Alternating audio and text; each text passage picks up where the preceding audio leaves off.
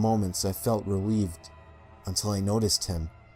He had crossed the street and was now slightly crouched down. I couldn't tell for sure due to the distance and the shadows, but I was certain he was facing me. I had looked away from him for no more than 10 seconds, so it was clear that he had moved fast. I was so shocked and I stood there for some time, staring at him, and then he started moving toward me again. He took giant, exaggerated tiptoed steps, as if he were a cartoon character sneaking up on someone, except he was moving very, very quickly.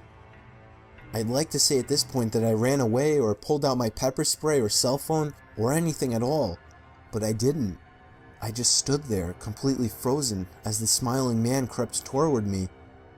And then he stopped again, about a car length away from me, still smiling his smile, still looking to the sky.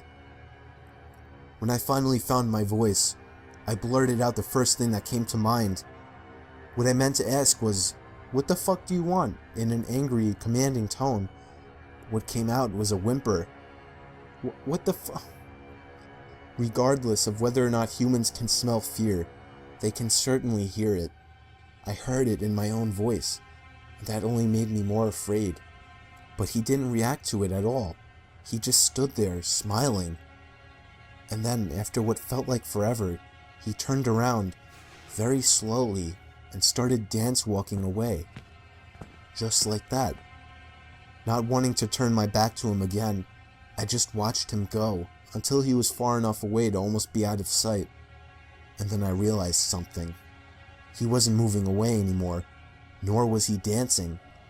I watched in horror as the distant shape of him got bigger and bigger. He was coming back my way.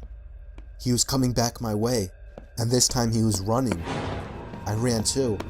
I ran until I was off the side road and back onto a better lit road with sparse traffic.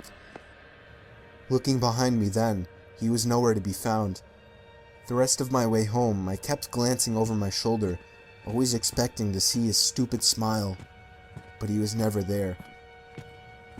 I lived in that city for 6 months after that, and I never went out for another walk. There was something about his face that always haunted me. He didn't look drunk. He didn't look high. He looked completely and utterly insane. And that's a very, very scary thing to see.